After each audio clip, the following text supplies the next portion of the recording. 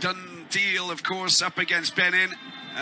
It is a worrying picture for the Super Eagles of Nigeria as they remain winless after 4 qualifiers, mustering a meager 3 points from a possible 12.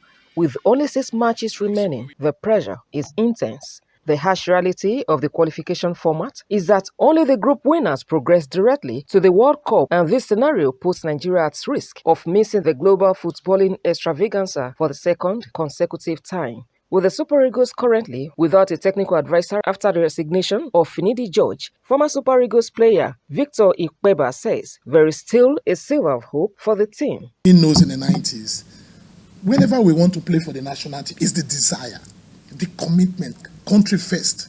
I think some of these boys now have to be educated playing for the national team. Some of them doesn't know what it takes to play for the national team. It's a problem. So you cannot say a team that was so fantastic in the month of January and February couldn't compete in the first 4 matches. We don't have the answers. But personally, I think discipline has been a big problem. And I think these are the ways we have to go. How can we get the best from these players now? Is it bringing in some new faces? Can you create competition within these players? These are the areas the NFF have to look. Ikpeba said players must put Nigeria first and be passionate, expressing confidence in the Nigeria Football Federation to announce Super Eagles' new technical advisor soon. We don't really know what is really happening with the national team. I hope we get a new manager in the next few days.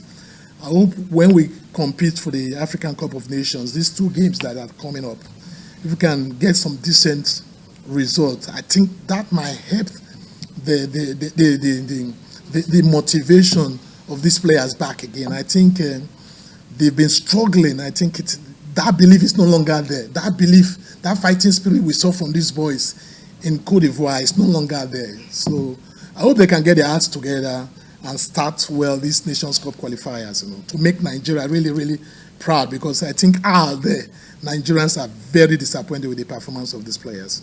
The former African Footballer of the Year reiterated the need for stakeholders to inject more grassroots football competition initiatives into the run-leader game to produce more talent for the country. The state government, that is why you have the Sport Commission, you have the Minister of Sports, is to come together with the FA, with the communities leaders, set up young competitions, like what it's doing, bring people from Abuja with the NFF. You can partner with the NFF to come around to scout, to look at these raw talents. That is the only way you can go out there and pinpoint these talents.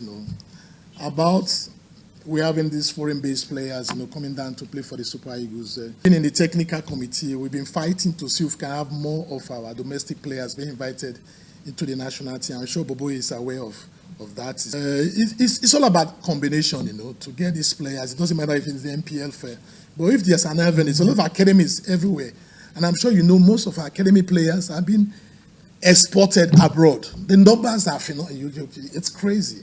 So you cannot say after 1 or 2 years, 3 years that these players have made a name for themselves, they cannot be invited to the national team. So I think there's always going to be room for those quality players to play for the Super Eagles. The next round are friendly matches and World Cup qualifiers scheduled for March 2025, with the Eagles set to travel to Kigali to face Rwanda on March 17 and host Zimbabwe a week later. Omorinola, Hungbeji, OSRC News.